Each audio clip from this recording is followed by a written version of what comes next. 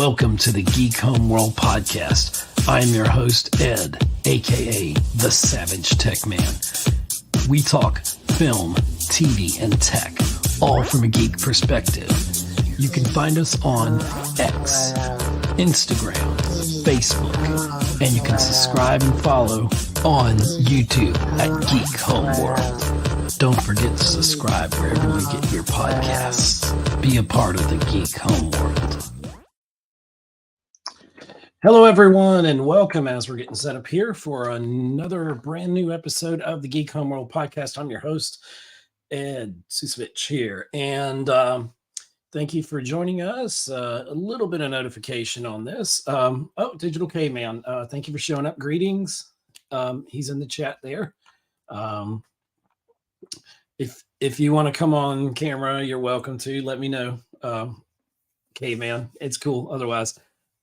But like a lot of things I do, this is spontaneous. So it was a little bit planned. This episode sponsored by Unsweetened Tea, favorite of diabetics such as myself. Can't chat much on the road. Okay, so K-Man's on the road. That's awesome. Well, keep your eyes on the road while you're watching this. I'm sure this will be short and sweet like everything I do. Ha ha ha. Anyway, so to the 51 subscribers we have to the channel, we're trying to grow the YouTube here. If you ever listen, like and subscribe. Call up your neighbors and tell them they need to subscribe to the podcast, and they'll thank you later. And or they'll call the cops and ban you from ever talking to them again. I don't know. I'm just pulling that out of the sky. I hope my lighting's good. It looks a little dark in here, but it's probably not. Blame it on sunshine or lack thereof. Actually, there's plenty of it.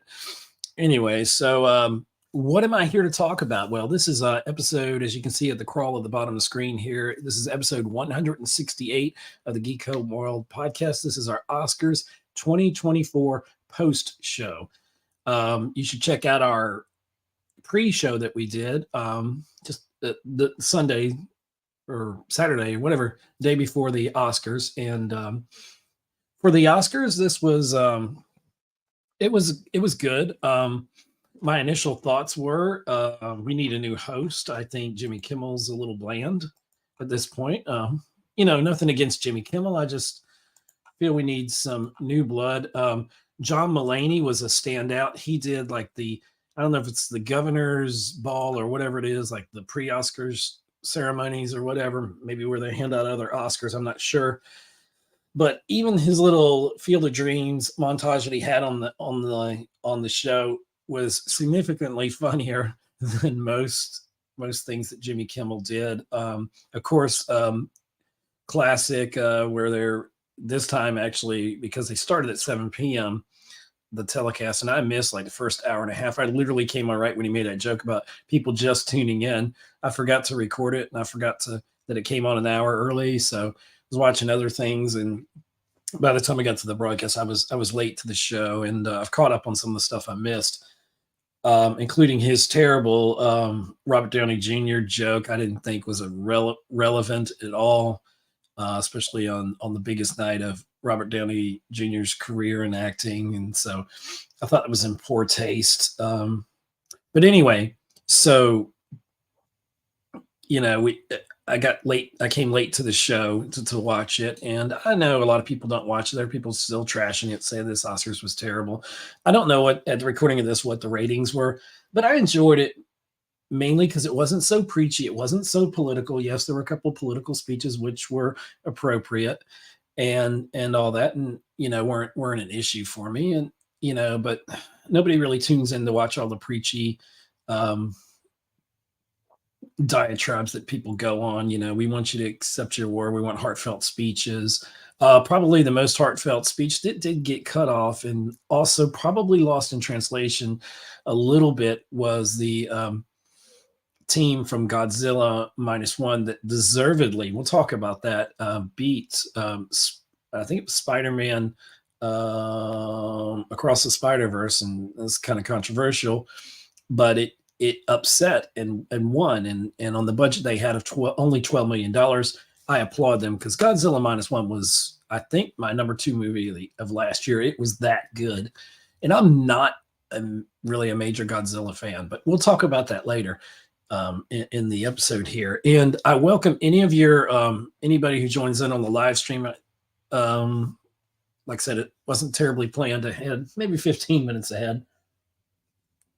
But by my standards, that's a lot of notice. So anyway, if you're tuning in at this point, or if you're tuning in later, you can also make comments. But if you want to comment and let's have a discussion in the live chat here, certainly I'm up for that. So bring your opinions. And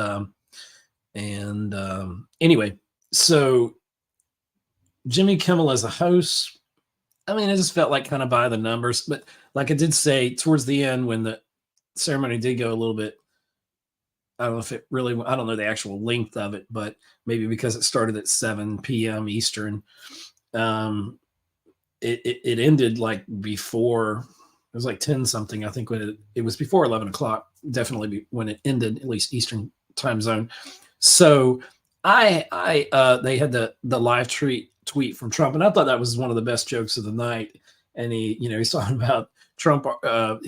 Kimmel, said, "Oh, you're Mr. President, aren't you up past your jail time?" Which I thought was hilarious. But anyway, it's a joke, people. It was a joke, so don't get offended. Anyway, but all in all, it was okay. Next year, I want John Mulaney to do it because he's just genuinely more funny, I find, and so that it's nice to have his. As a host, I think he would be a lot more fun, and it's time we kind of switch things up anyway. So anyway, that's my thoughts about that. Overall as a broadcast, like I said, we don't know the numbers yet. They may release them. We'll cover it in a future episode if necessary. But the big news of the night was the overwhelming dominance of Oppenheimer, which from the moment I think I saw the poster for it well over a year ago. And I think before I even saw the first trailer, and I was like, that's going to be a best picture. I was like, I stopped and saw all the names and like, oh my gosh. And Oppenheimer, this sounds interesting. And it's Nolan. And this ended up being, yes, enhanced by the Barbenheimer phenomenon, which Nolan has never addressed, which is fine. Because the film can stand on its own, but I'm glad it got swept up in something, and people that wouldn't have seen Oppenheimer sat through 3 solid hours of perfect filmmaking. So they got to see the masterpiece that it is, and everyone else. And so I can't be much more excited for Nolan than he is. The moment when he got Best Director, and Spielberg gives him the Oscar, that speaks very much to a kind of passing of the torch from the great Steven Spielberg to Nolan. Like, Nolan's this next generation, I think, of Spielbergs and Scorsese's and whatever else, whoever you think are Coppola's and I can't think of any aliens. I just recently watched a video about storyboarding for my class, one of my classes, and he did Aliens. Oh my gosh, I'm drawing a blank. Who directed Aliens and everything else? Not Kubrick. Well, Kubrick's a great director too. So, I'm putting Nolan up there with the greats. Hitchcock. I watched a great video about Hitchcock, which love Hitchcock. I love suspense in films. But anyway, so Nolan's up there in that echelon, and he's up there in that echelon of people that are really trying to preserve the go to theaters experience of film in theaters, thing that he's trying to promote. And he's trying to promote that. And we should do that. I don't want to see the film industry. And like I said on previous episodes, especially the last one, I don't want to see anyone. I don't want to see that experience go away, because I love going to a theater. I could sleep in a theater if I had to. Sometimes they're so comfortable I do fall asleep, even during good films. But I want that experience to still be something. I don't want it to go the way of libraries. Nothing against libraries because they've survived somehow. It's kind of like vinyl. It survived and now it's made a resurgence. But I want the theater going experience. And I think if you make really good films, original, really good films, you will get that audience in there. And I don't want that whole experience to go away. And Nolan's one of those carriers of the torch, if you want to call it that, of like preserving film and like Peter Jackson and Steven Spielberg and keeping that momentum going. So Spielberg kind of, giving him that best director award, which, think about it. The Color Purple was definitely one of the films that Spielberg should have gotten best director, best picture. And the fact that I got snubbed back in the day, pretty much, at least for Spielberg, is a crime unto itself. There's a lot of crimes in the history of awards, and Spielberg not getting his due Oscar wise is definitely one of those snubs, one of those crimes against humanity. Yeah, I said it. As Chris Rock would say. I'll wait, as Cat Williams said. I love 6 million people to watch this stream. But no.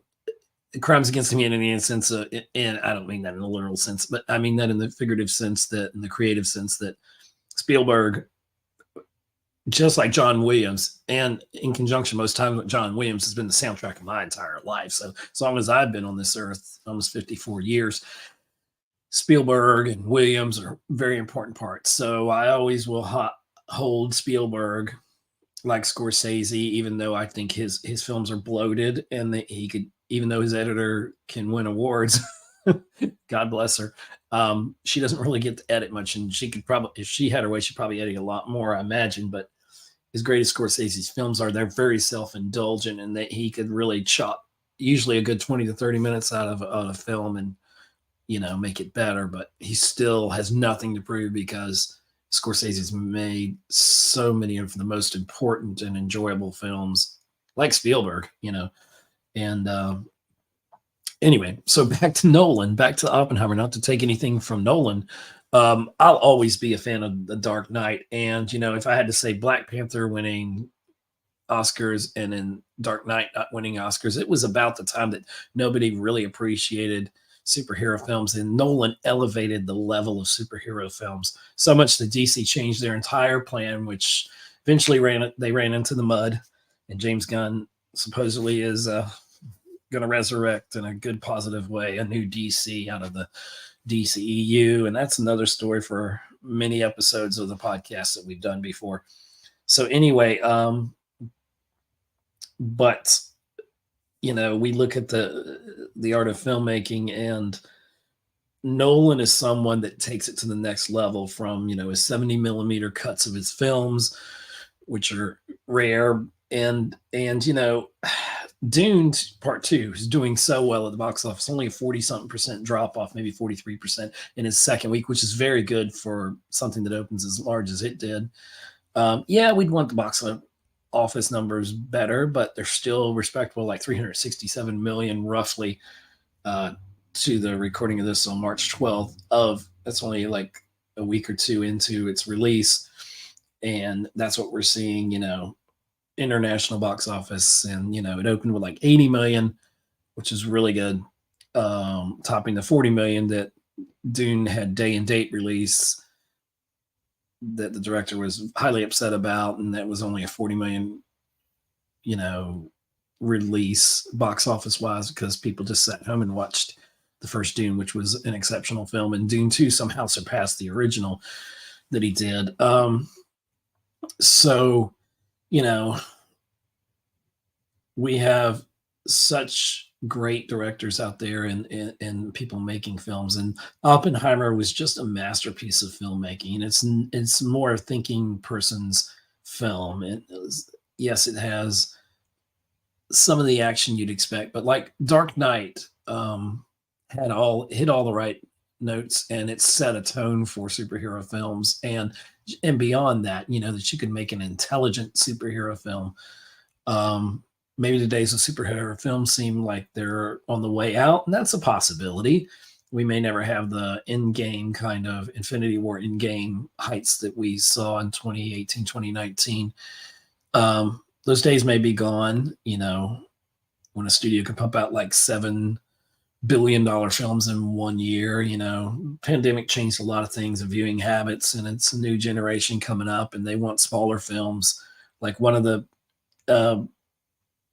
winners at the Oscars the other night said, you know, if you take, and I'm paraphrasing here, if you take like the $200 million you spend on one film, you could do, I don't know what the number was, maybe 10 smaller films. And Godzilla Minus One was an example of a budget of only $12 million. And they ended up winning an Oscar. And we'll get to that one.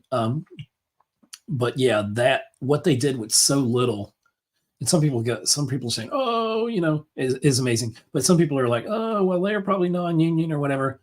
Regardless, maybe here's something that's crazy. Maybe your costs are too high. And I know, ooh, shots fired, right?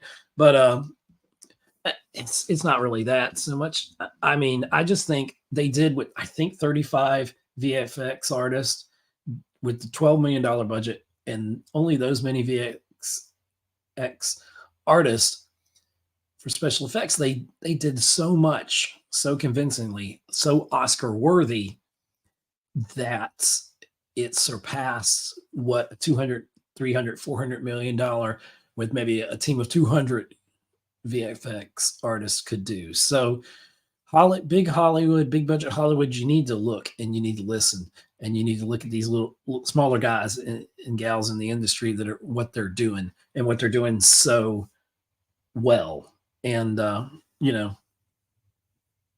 there's my poster, my IMAX poster, if you're watching the video here, of Godzilla Minus One. Fantastic film. So excited about that. And we'll talk about that a little bit more when we get to it. But big Hollywood, you need to listen. But I still love my big budget films. I always will, my tentpole films.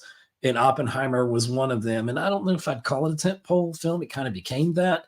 But it could have easily been an $80 million box office achievement and won all these Oscars. You know, box office is kind of irrelevant. But the fact that so many people saw it, I almost thought that would almost like Barbie cancel it out from awards.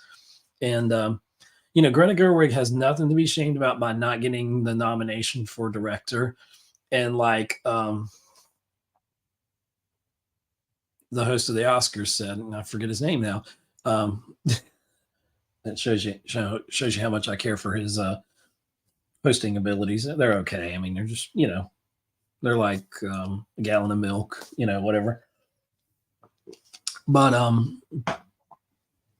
in saying all that, you know, it's just like,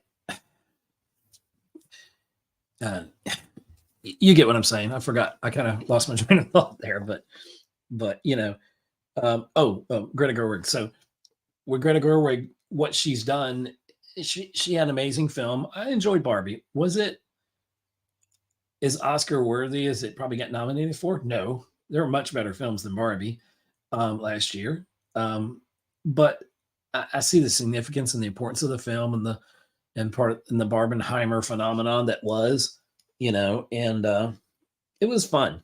And if that engages audiences and gets people back in the seats, buying tickets, attending films, keeping the film industry alive, then guess what? I'm all there for it. By all means, totally all there for it. So, you know, bring it on. You know, let's get people back in the cinemas.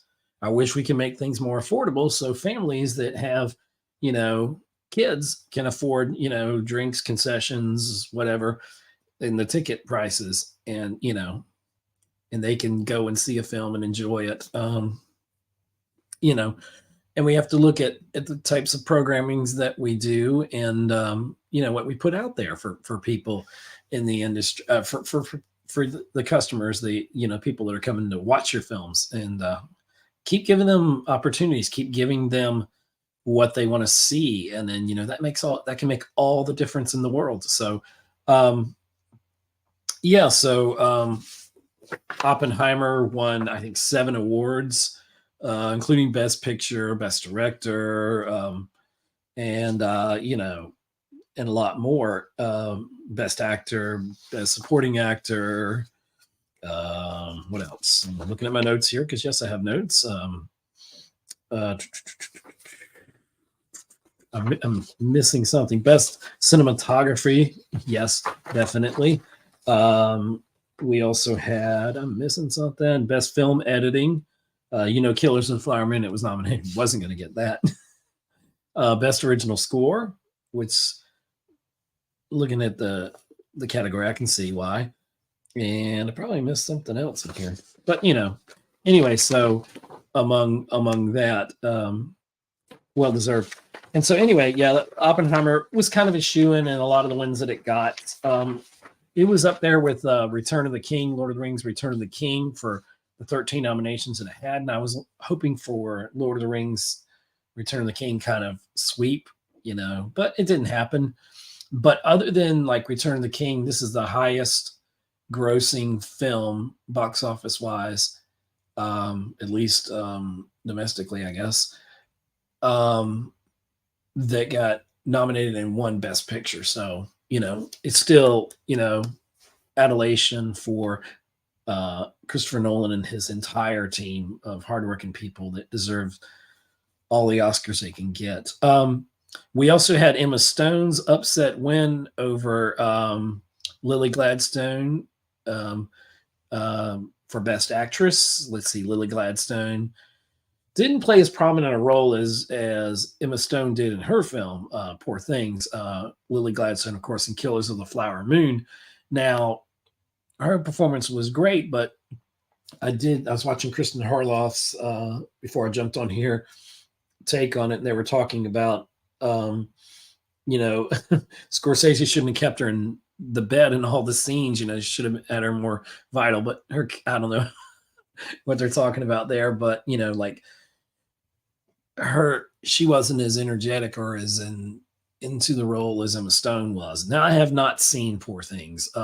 Scott was going to be here, if you're wondering, by the way. But he had told me earlier he's just not going to have time this week because there's wrestling and other things going on,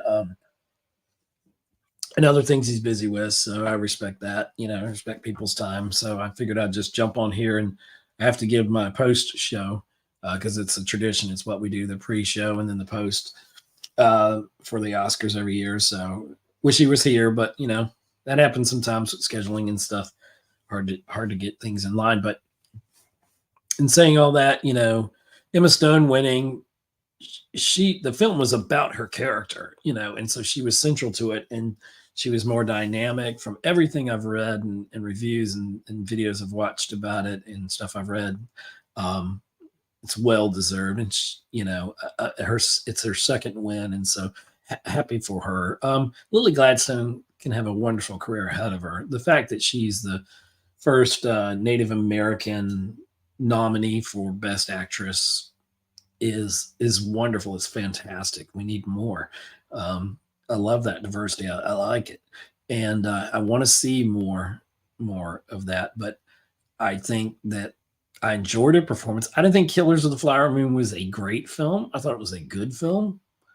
There were some great things about it, but overall, it was a good film, And but it seems like Emma Stone deserves a little bit more for her portrayal. Divine Joy Randolph's speech was very emotional. It was great. Basically, she said, all this time, I loved what she said, and you could tell it was from the heart. She's like, all this time people were telling me, or pushing, she thanked everybody that pushed her in the direction that she's in now. And she said, all the time I was trying to be somebody else when I realized all I really needed to be was just myself. And I'm like, wow, what a powerful statement that is. Cillian Murphy's win for Best Actor in Oppenheimer, so well deserved and definitely predictable.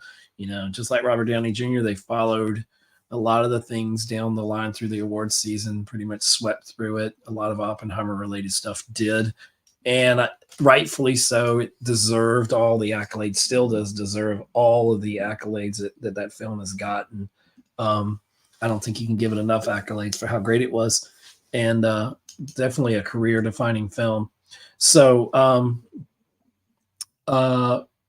Schwarzenegger, Danny DeVito, and Michael Keaton in that Batman moment it seemed unscripted, and it was one of the funniest things of the night. Somebody said if George Clooney was there, that would have been, because that would have been the Batman for Arnold Schwarzenegger's Mr. Freeze character.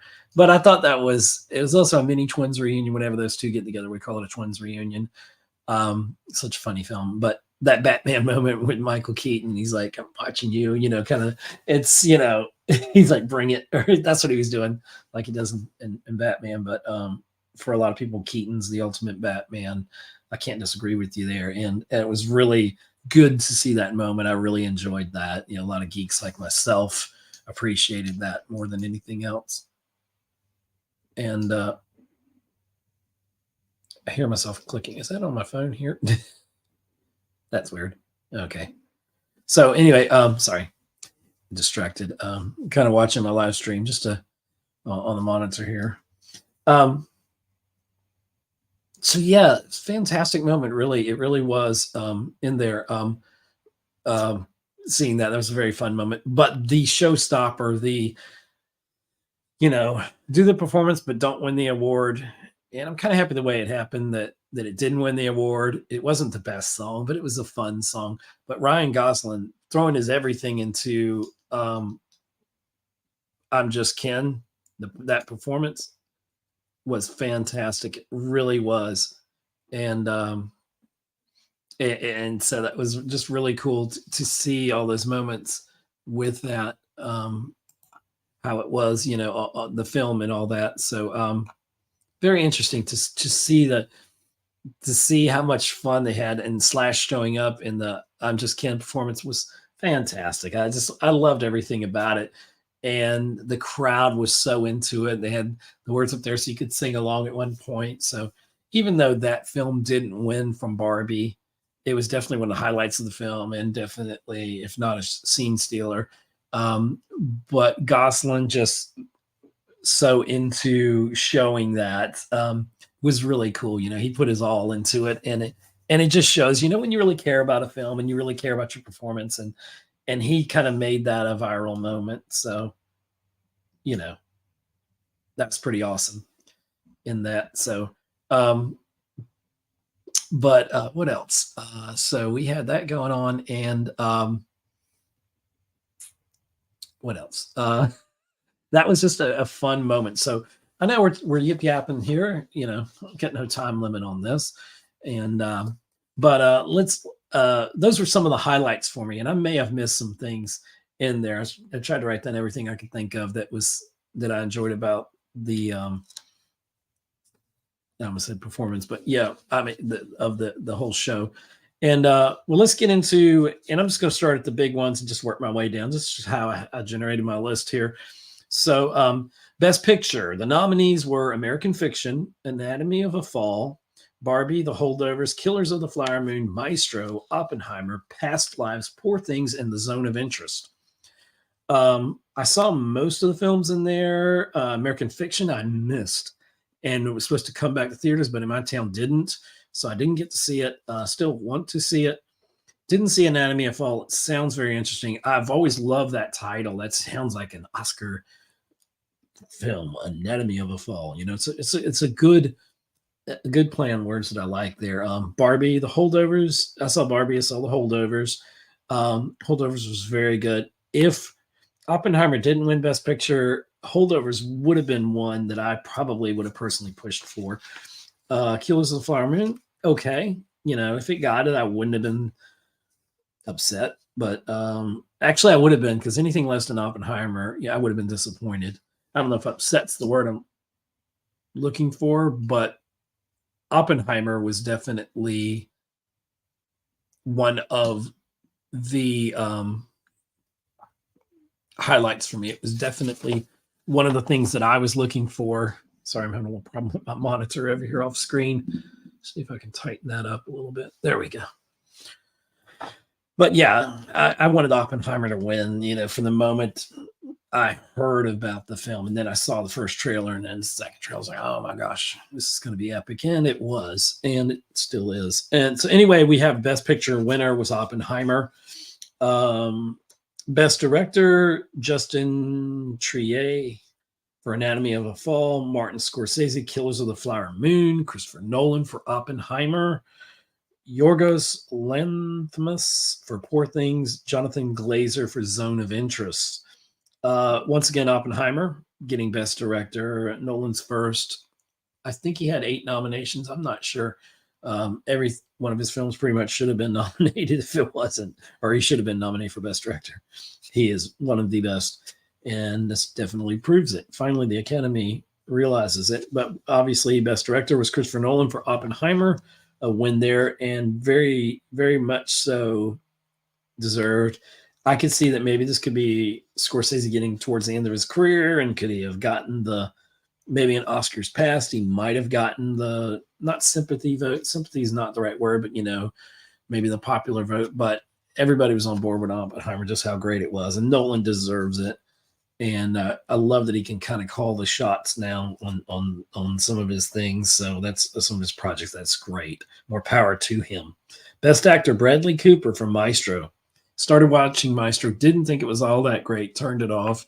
And to paraphrase Scott, he thought it was going to be more about Bernstein, Leonard Bernstein, but and he can correct me later in another episode if I'm misrepresenting what he said. But and I've also heard his other places that it wasn't as much on the brilliance and technique of Leonard Bernstein as we had hoped. Now, I think it was written, produced, directed, all that good stuff by Bradley Cooper. I don't know about directed, but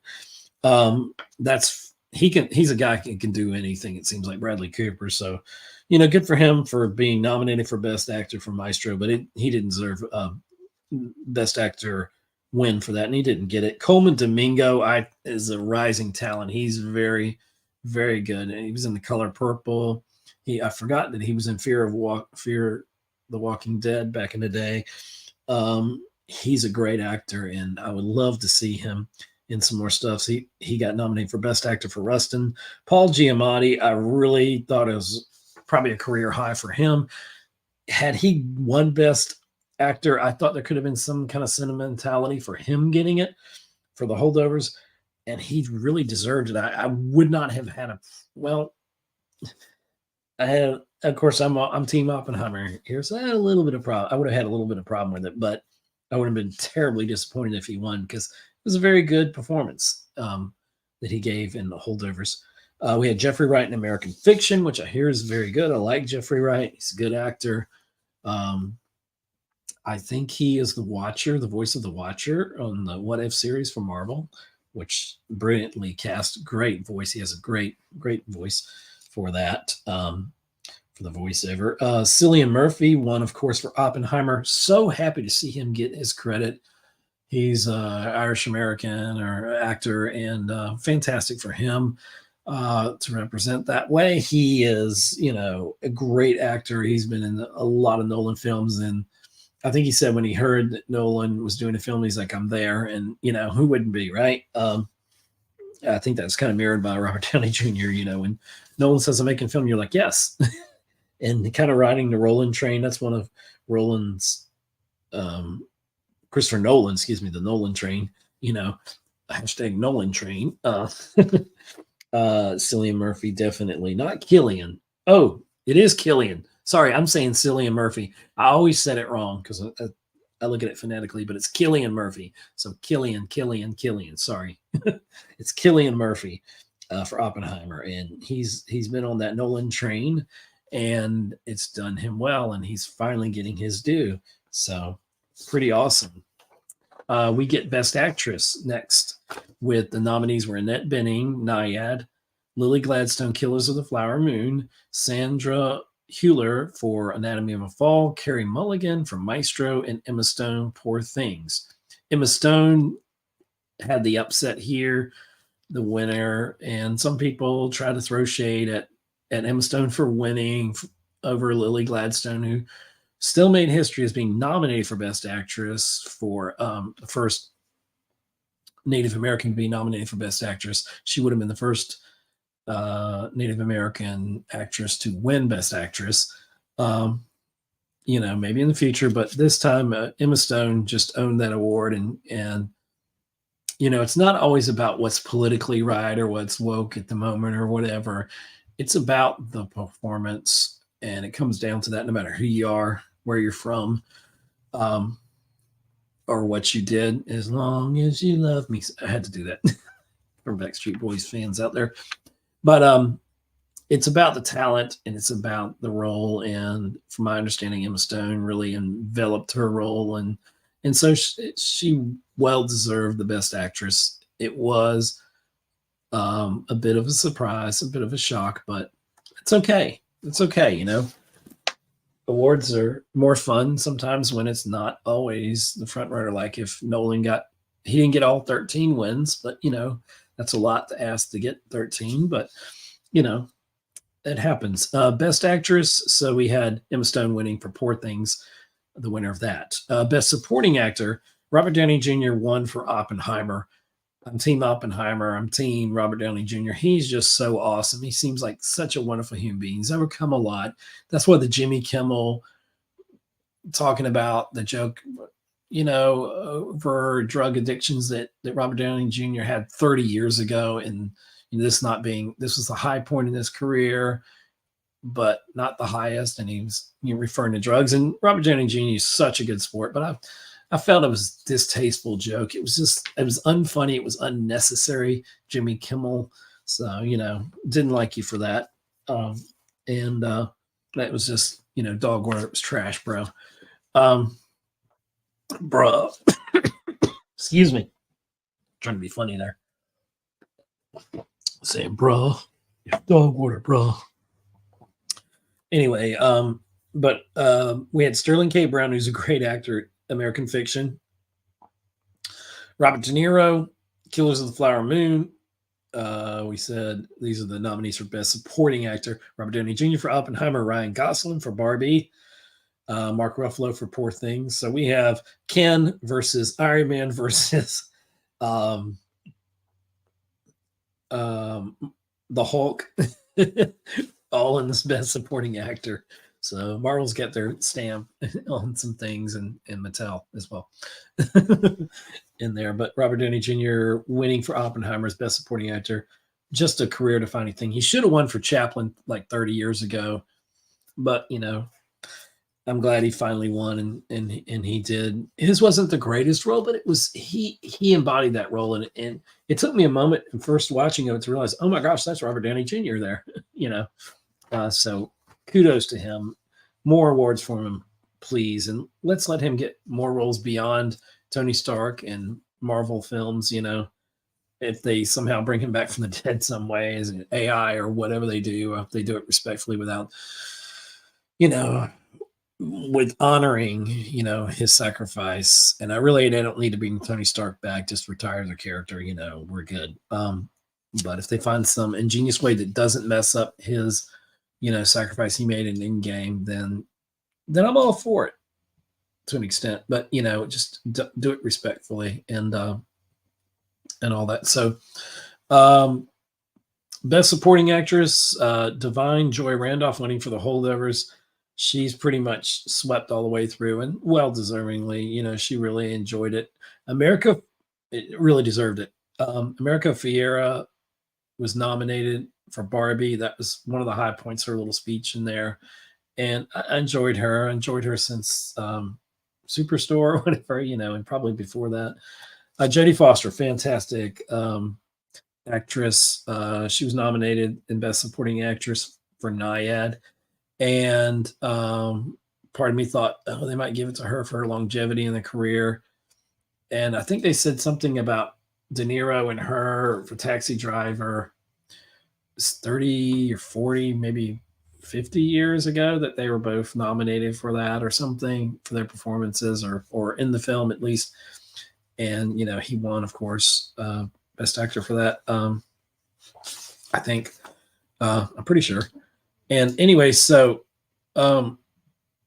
seeing that, I was like, you know, that's kind of cool. But she was great in Contact and other films that I saw her in, Jodie Foster. And I thought maybe she could sneak in a upset for Best Supporting Actress, but I pretty much knew it was going to be Divine Joy Randolph for The Holdovers. It was a great ensemble film, with great performances in that film. So very much enjoyed, and her speech was just even more beautiful. Emily Blunt was also nominated for Oppenheimer as Best Supporting Actress. Danielle Brooks for The Color Purple, which is a surprisingly very good film. I can't say it lived up to the emotional intensity of the original Color Purple. I don't think anything could, but it was a close second there. It can hold its head up in pride and say that it was a well-made film, and I really enjoyed it. I think people should go and see both versions of The Color Purple. If you haven't, you definitely need to. So Danielle Brooks for The Color Purple was also nominated, along with Emily Blunt, America Ferrera, Jodie Foster, and Divine Joy Randolph. And Divine Joy Randolph won for The Holdovers. Best Adapted Screenplay. So it comes from something they adapted, essentially. So another way, I was asking Scott on our pre-show, like I always do, probably. So define what adapted screenplay versus original screenplay is. And he basically defined it with the words. I'm sure he did it more articulately than that. You can check out our previous episode to see.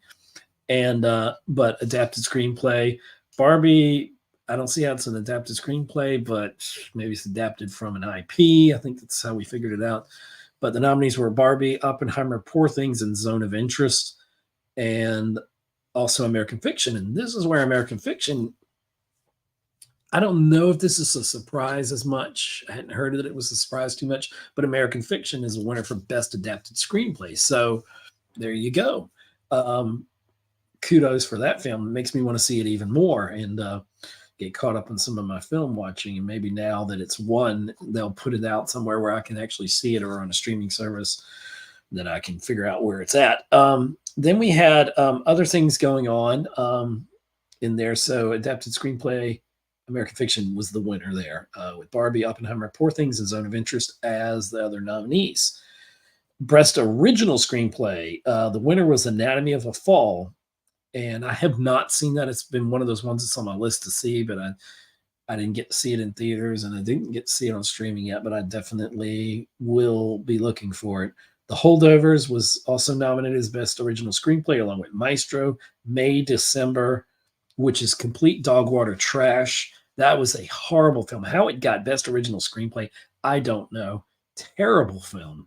And I think it was made mostly in my hometown. And I'm not saying that to trash anybody that was on the film. It's not about the filmmakers. It's about the script. It's about the story. I just didn't like it. I didn't like it. I just thought it was terrible. And how it got to a Oscar nomination is beyond me. So, you can tell me respectfully in the comments to this video or the podcast episode or whatever, why you think it deserved to be in there. Maybe you can educate me on that, but I doubt it. I just think it was a terrible film. There's so many other films that had more original screenplays in there. I don't know if you can consider Godzilla -1, because the fact that it doesn't focus on the monster as much as the characters in there, which is, I think, the beauty and secret of that film, not just the award-winning, Oscar-winning special effects, but the story in it is better than most monster films. You definitely get more story-wise. So people that wouldn't like go to a Godzilla film, I think would enjoy Godzilla -1. So I still highly recommend you checking that feature out. So other than that, let's see. We had we're in Best Original Screenplay. Anatomy of a Fall was the winner, along with The Holdovers, Maestro, May, December, and Past Lives was a nominee. And I still have to check out Past Lives. It's kind of shot out of a film, seemed like to me, but apparently it's pretty brilliant. So at least Emma Stone's win proves that it's a very good film. Best Visual Effects, yes.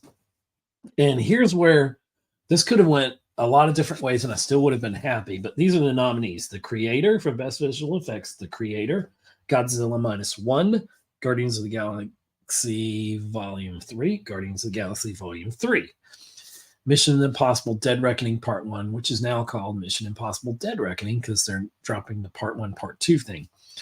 And then Napoleon, one of the biggest upsets this past year.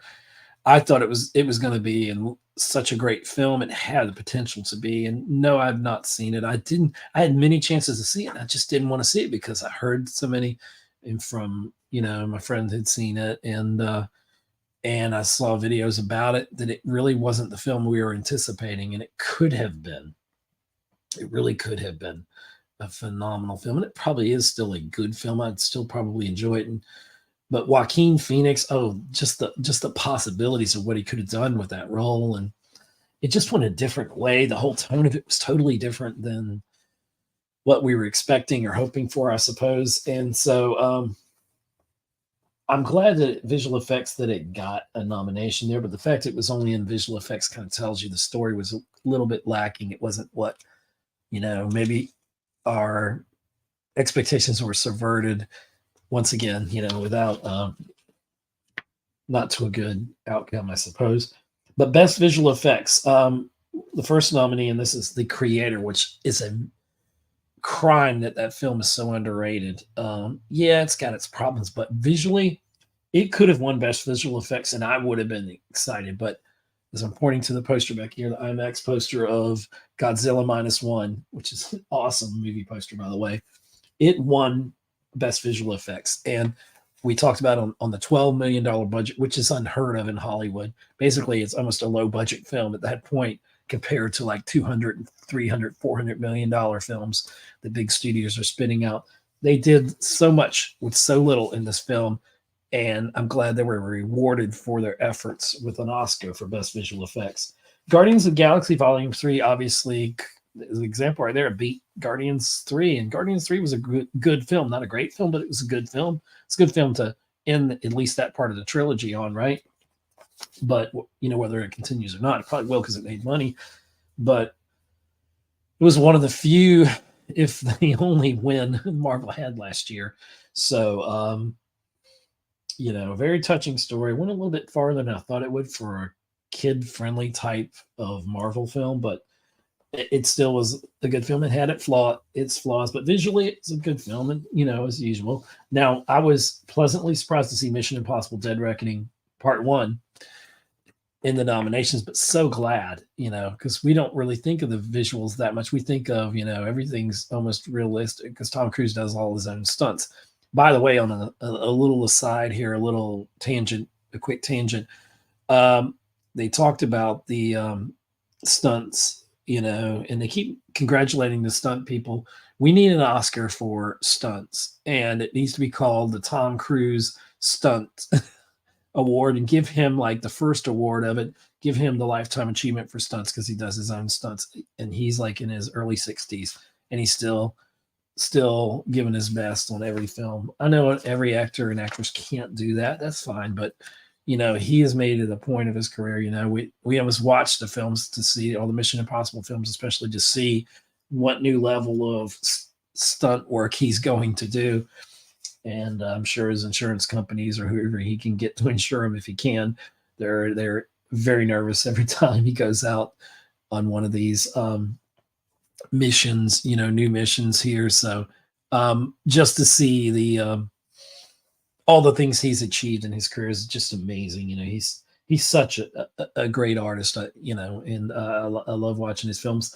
And I was happy for best visual effects that it got a nomination, because that film should have done so much better, but it literally it had 1 week of the big screens, and then Barbenheimer happened, and that got extended, and it took all the screens, all those big budget friendly numbers screens, away from Mission Impossible, and that movie got kind of buried, unfortunately. And it's still a good, solid film. A lot of people loved it, but it just didn't do enough. I think it only did like 500 million, which is down from a couple hundred million less than the previous films were building up. So it should have been this upward trajectory, and that's kind of like dipped. But I think the next one will hopefully surpass that. Maybe it'll hit $1 billion or do something crazy good. But thank you, Tom Cruise, for keeping the film industry viable and alive. You and Nolan, just to name a few. But best visual effects went to Godzilla -1. Like I say, can't say enough good about that film. I need to go watch that film again, preferably in theaters if they put it back out. But that was an interesting category there. So then we get to best costume design. This could have went to Barbie, which was nominated. Maybe Oppenheimer, Killers of the Flower Moon, that were both nominated. Maybe even Napoleon that was also nominated, but Poor Things won it. And from some of the stills and images I've seen from uh, Poor Things, it probably deserved that. And so, I would have probably given it to Barbie, but that it could have went either way in this category. I feel like, best makeup and hairstyling, Golda, Maestro, Oppenheimer, Poor Things, and Society of the Snow. And I did not see Society of the Snow. Scott talked about it on our pre-Oscar show. So if you want to know more about that, you want to check out episode 167 of the Geek Homeworld podcast, our preview, Oscars 2024 preview show. But it could have went anyway, and Poor Things won, so it got costume design and makeup and hairstyling. Sometimes those go hand in hand, not all the time, but sometimes. So that was great. Best Cinematography Award nominees were El Conde, Killers of the Flower Moon, Maestro, Oppenheimer, and Poor Things. Of course, Oppenheimer won. So glad to see that cinematographer. He said, "Hey kids, there's this new thing called celluloid, basically film." He's like, "Y'all should give it a try," more or less. And I loved his comment like that, so definitely that was, seeing that return to being rewarded for that return to more authentic sounding. It's kind of like, you can have a CD or you can have that crystal clear sound, which is great. Don't get me wrong, in the convenience of streaming music and all that, but you don't have the fidelity of like putting an album on vinyl. And this generation has been responsible coming up for realizing the importance of vinyl and the sound of it, those little nicks and pops that you get over time with the record. It's just a little bit more tactile. It's because you can touch the CD, or the album, and you get the liner notes, which I miss liner notes, that you had in the CD booklets, but you also had in the actual albums, and you'd look at it. Sometimes it'd have the words to the songs, which was always helpful. And so, you're singing the right words. But it was just the whole experience when you got an album back in my time. And it's good to see things like that haven't gone away, kind of like libraries. They still exist. People still find value in them, and that's great. And that's kind of how it is with, a lot of people, some purists in the film industry, especially like film students coming up. They may, a lot of them coming up now, probably never seen film in like real life, but hopefully there's a resurgence of that, and appreciating that portion of things, appreciating that aspect. So we have that with cinematography. We end up having Oppenheimer win, and thankfully so much, so great. And I could be wrong about this. I didn't put it in my notes, but I think he also won for cinematography on Black Panther. I could be wrong on that. Somebody won for Black Panther on something, and I thought it was this gentleman, and I forgot his name. I'm sorry. I'm too lazy to look it up. But the best cinematography, Oppenheimer, well deserved. I can't argue with that award there. Best production design, Barbie, I thought was going to win this. Killers of the Flower Moon was also nominated along with Barbie, Napoleon, Oppenheimer, and Poor Things. And I thought this is the one place Barbie could get it, and it lost to Poor Things. So Poor Things, ended up winning 4 awards: costume design, makeup, and hairstyling, best production design, and Emma Stone for best actress. So, wow. Best sound isn't always the biggest, loudest thing. Thought Oppenheimer had a lock on this. I was wrong. The Creator, which is as a nomination for that, I could see that, because you have to make all these, sounds up and everything. So, being a soundy or audiophile or whatever you want to call it, I really appreciate the sound categories. And I could have seen Killers of the Flower Moon, even Napoleon, picking up nods for best sound. They got nominations, but, winning the award possibly. Oppenheimer, I thought, had a lock on it. Usually Nolan has sound locked down for wins. It's just how it is. But it went to Poor Thing. Excuse me. No, it didn't. Zone of Interest won for best sound. And like I said, I have not seen the film. I will probably always pick up on the sound and film because it's more important than the visuals. It really is. And the zone of interest, I'm definitely going to be listening more than I probably usually would, since it won an Oscar for best sound. And I'm going to see if, compared to the other ones in there, if it deserved it. Excuse me. The creator, Maestro, Mission Impossible: Dead Reckoning Part 1, Oppenheimer, and The Zone of Interest were the nominees for best sound. Okay, that's all 5 of them. I didn't mention Dead Reckoning Part 1, Mission Impossible. I could see the use of sound in that. A lot of moving parts to that film, and I'm glad it got a second nomination there. So, along with what was it? Best visual effects.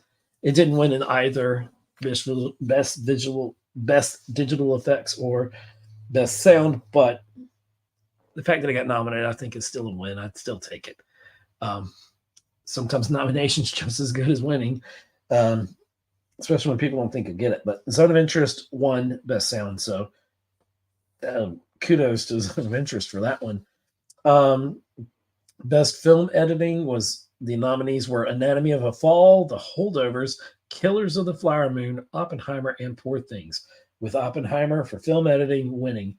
If Killers of the Flower Moon would have won best editing, I'd have a big bark about that, because nothing against the editor, but it's Scorsese's fault. He doesn't know how to edit. He's too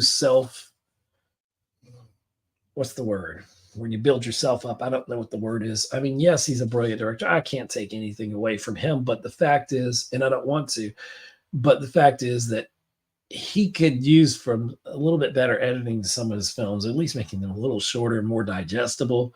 But of those ones, Oppenheimer won, and it could have went anyway, almost anyway for this. I thought Poor Things might have had a shot in this category, but Oppenheimer, even though it's a long film, yes, 3 hours, maybe indulgent.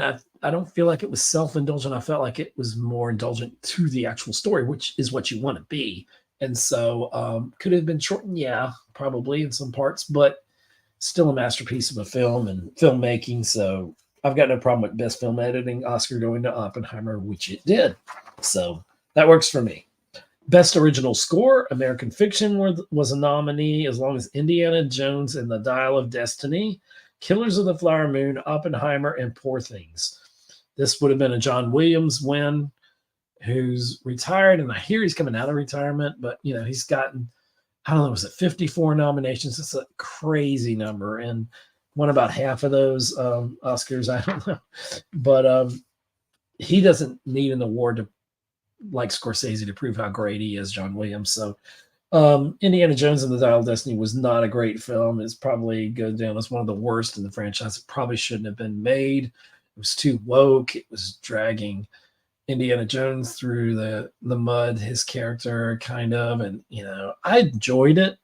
Wasn't terrible, as some people say, but, I don't know. I don't think we did the character right by making that. It should have just left it. It probably should have stopped at a trilogy, to be honest. No Kingdom of the Crystal Skull. It should have not had that. But anyway, it gets a nomination. So, that's saying something, I guess.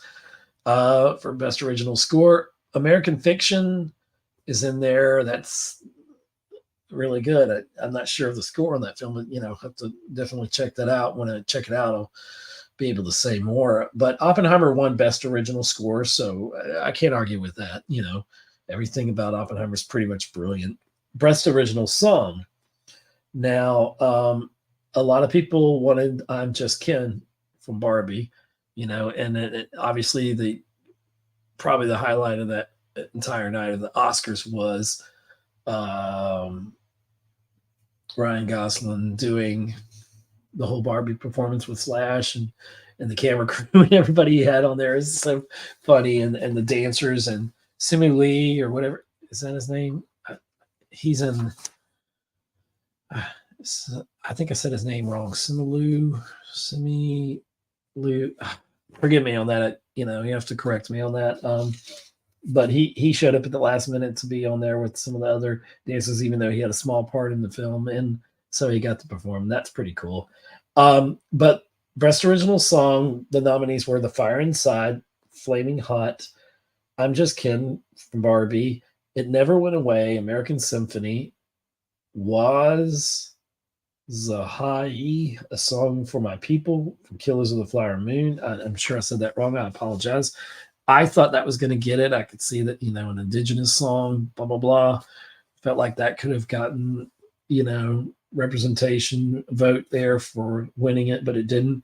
And the one that I'm glad that won from Barbie, Billie Eilish and her brother, wrote it, but Billie Eilish performed, and she performed it on the show, which is almost a showstopper. But "What Was I Made For" from Barbie. So Barbie's still represented twice in Best Original Song, and it beat out "I'm Just Ken" and the others to win Oscar. So that's her second Oscar. The last one was "No Time to Kill," the Bond film from a few years or so back. So I'm happy that she won her second Oscar. She's blown away, and she's so grateful for it. And great performance, great song.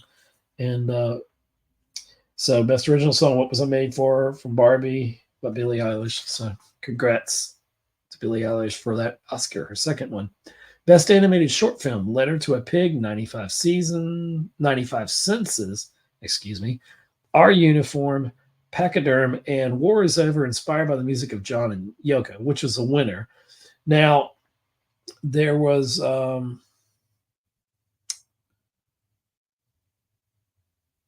I think there were some documentary films or whatever that won that were like 20 Days in Mariupol, best documentary feature film that won, and they had a very impassioned plea about Ukraine and all the war related stuff. And it's and what I heard, and I hadn't really made up my mind on this, but it said it seemed like when war is over, and I think Dan Murrell covered it in his video, is where I probably got this point of view from, and I have to verify it myself by watching it again. But because I had missed that original song, I don't know if that was in the beginning part of the telecast, but Sean Lennon was up there and accepted. It was him and Yoko Ono who couldn't make it, and anyway, so they won an Oscar for "War Is Over," inspired by the music of John and Yoko.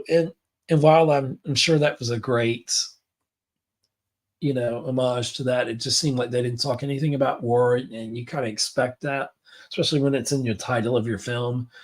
And if anything, to say "war is over," that's a nice sentiment. It definitely is, but war is not over. We're probably been closer to war than ever. We're in a war, or at least inadvertently, U.S. is kind of in a war, by proxy, I guess you could call it. But what's going on in Ukraine, between Ukraine and Russia, and in the Middle East over there, and Israel and Palestine and stuff like that. It's just war is definitely not over. Would I like it to be? Of course, and hopefully, calmer heads will prevail, and we'll find a way to peace in all conflicts in the world. But it's nice to be inspired by the music of John and Yoko that war is over, but it's not really over. So it feels like that kind of falls on deaf ears. I think Dan Murrell said it kind of felt like, getting the trophy and just say you got an Oscar, but it's kind of like more window shopping than anything. Those weren't his words, but it doesn't feel as heartfelt as, some of the juxtaposed to the other ones winning Oscars and talking about the wars that are going on. So, but I am happy for Sean and Yoko to win the Academy Award. Don't get me wrong, and of course, love the music of John Lennon. Not so much Yoko Ono's music, but Anyway, so best animated short film, "War Is Over," inspired by the music of John and Yoko, and I will check that out at some point. And I'm sure it's good and probably deserved an Oscar. It just seems a little tone deaf in the current climate of things, but I think that's what I'm kind of getting at. Best live action short film: The After, Invincible, Night of Fortune, Red, White, and Blue, and The Wonderful Story of Henry Sugar. And The Wonderful Story of Henry Sugar was the winner. I did not see any of those, so I can't really comment much about them, but congratulations to The Wonderful Story of Henry Sugar for winning Best Live Action Short Film. And I didn't see the documentaries on here. I don't think I saw any of them, so I can't say too much about them other than tell you the nominees and who won. The Best Documentary Short Film nominees were The ABCs of Book Banning. I did want to see that, but I haven't. The Barber of Little Rock, Island in Between, The Last Repair Shop, and I'm going to say this wrong, but Na and Wapo. I think I'm saying that right, but it's N-A-I twice, and W-A-I and P-O for Poe. So I think it's Na and Wapo. Forgive me for saying that wrong. But that did not win. The Best Documentary Short Film winner was The Last Repair Shop. Best Documentary Feature Film nominees were Bobby Wine, The People's President, The Eternal Memory, Four Daughters, To Kill a Tiger, and 20 Days in Mariupol. And 20 Days in Mariupol was the winner for Best Documentary Feature Film. Best International Feature Film, the nominees were, is it Lo Capitano from Italy or Io Capitano, Italy? I'm sure I'm saying it wrong. Perfect Days from Japan, Society of the Snow from Spain. We saw that earlier, Society of Snow, in a nomination before. The Teacher's Lounge, Germany, and the Zone of Interest, United Kingdom winner. And Zone of Interest, obviously the more popular film, box office wise, and it did also win for Best International Feature Film, a film I still need to check out.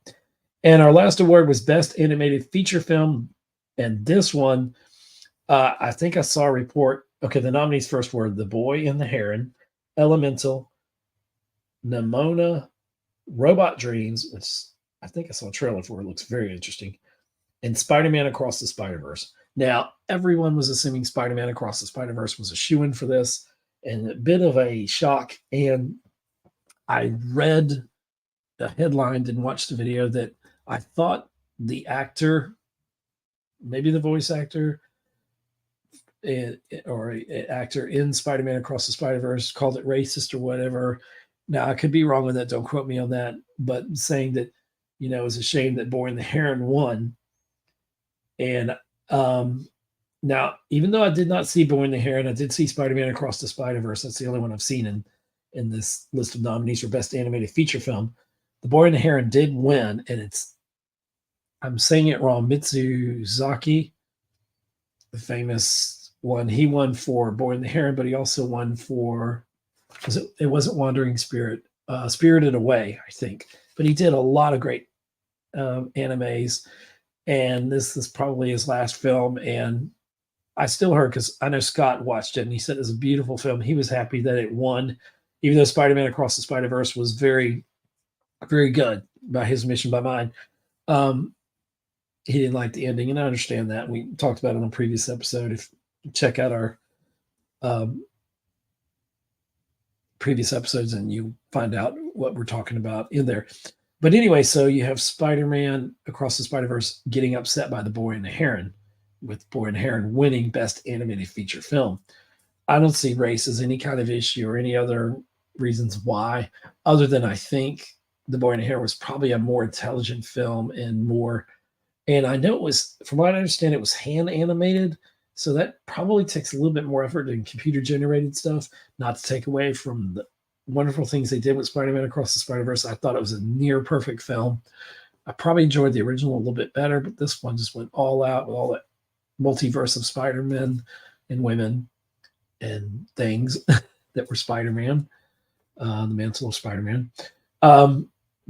Different incarnations from different multiverses. But anyway, I was surprised by this. I wasn't totally surprised, because I felt like The Boy and the Heron, and hearing the good stuff that Scott had said about the film, I felt like it was going to win. And I think they will probably see, in the grand scheme of things, that was the correct thing for that winning. But if you're a Spider-Man fan, of course, you feel upset by that. So, that was it. Boy and the Heron. And that's all of our list of the nominees and categories we care about, or that I had time. Oops, sorry for that. that was all the characters or people or whatever that we had time to talk about that we care about.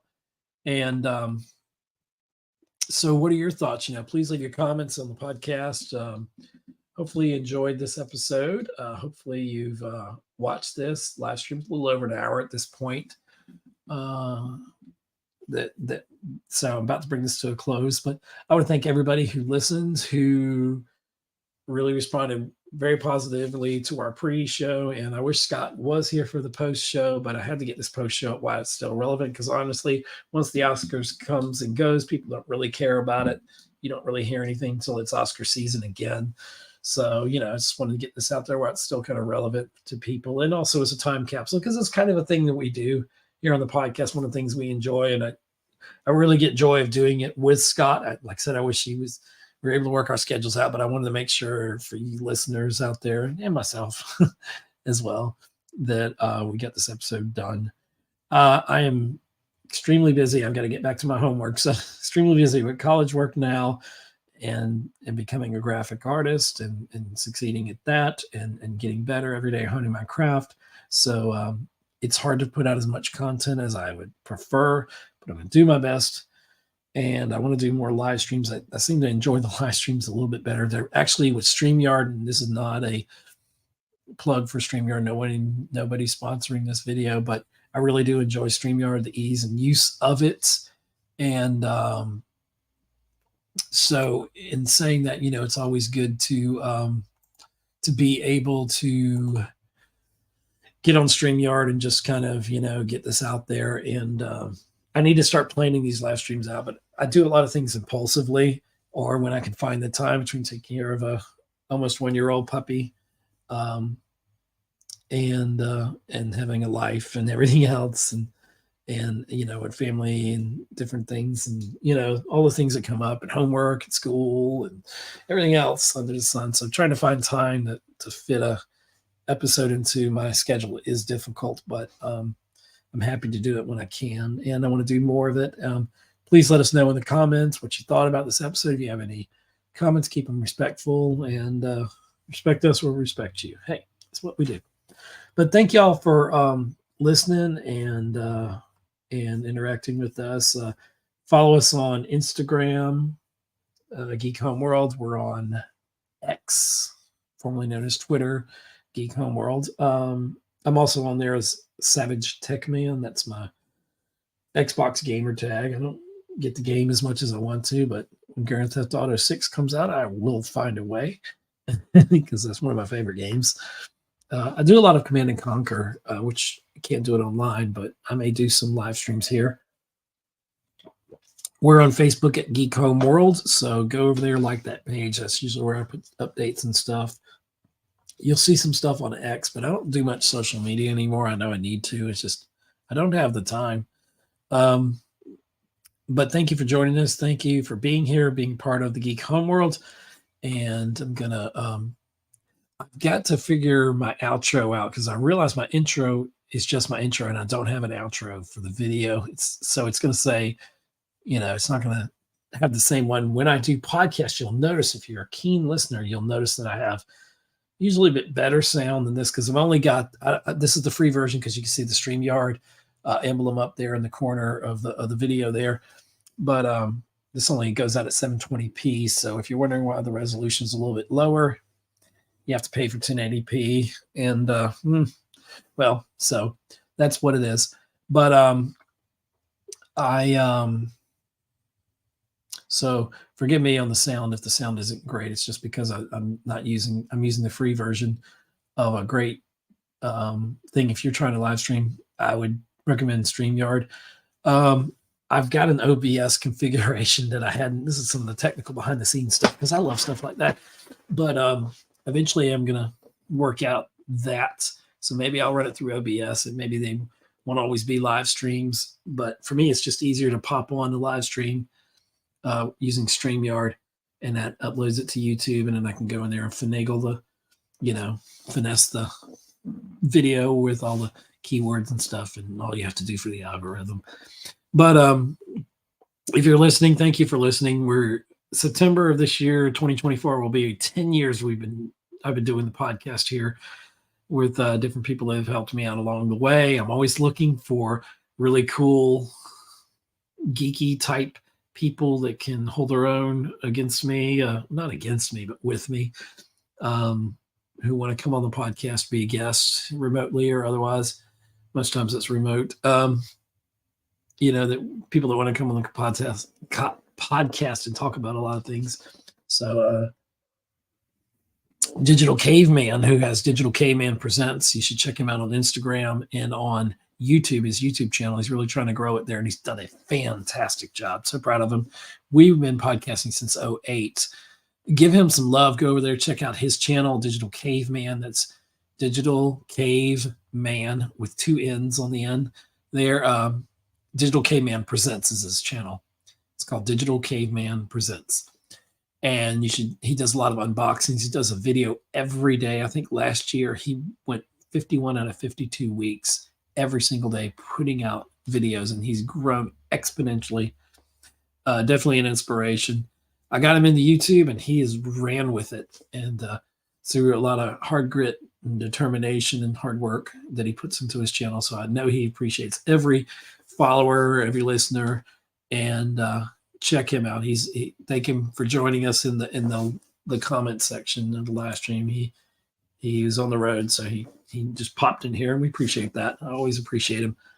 He's a good friend. And like I said, I wish Scott hopefully will be back when our schedules can line up again in the future episode. And, maybe he'll share some of his, he's not really on social media, but maybe he'll share some of his post-Oscar thoughts. He did pretty good on his scorecard, I think. But he'd have to tell you that of who he picked and, who he wanted and versus who he thought would win. But anyway, so I got to go check on my puppy in the other room there. He was taking a nice little afternoon nap. And so I know this is impromptu, but I just want to get this episode out and get it up and posted. I'll get it posted so you can listen to this in audio podcast format.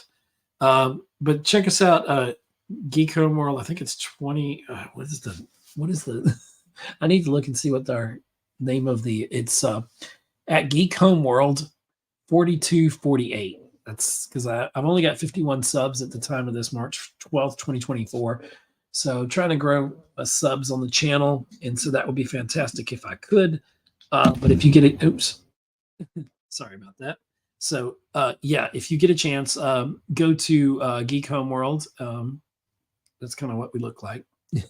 Geek Homeworld there. It's at Geek Homeworld 4248 on YouTube. I really would love you to sub the channel and give some thumbs up to the videos. Check them all out and see what you think. And let us know. And I'll try to put some things. And then we can, see what happens. We can have people on the podcast here. I'm always looking for interesting people, and I really want to encourage the interaction of people. So thank you, everybody who has been part of the Big Geek Homeworld and helping out and everything else. And we've got some great things planned this year. So anyway, I'm rambling on. I just wanted to be on the live stream and talk with you guys and all that. So everybody, thank you so much for listening. And let me roll my intro/outro here as we roll out here. And this has been the Geek Homeworld podcast. And let's see, I'm going to throw that banner up there. This has been episode 168 of Geek Homeworld, OSCARS 2024 post show. Thank you guys, and take care. Bye-bye. Welcome to the Geek Homeworld podcast. I'm your host, Ed, aka the Savage Tech Man. We talk film, TV, and tech, all from a geek perspective. You can find us on X, Instagram, Facebook, and you can subscribe and follow on YouTube at Geek Homeworld. Don't forget to subscribe wherever you get your podcasts. Be a part of the Geek Homeworld.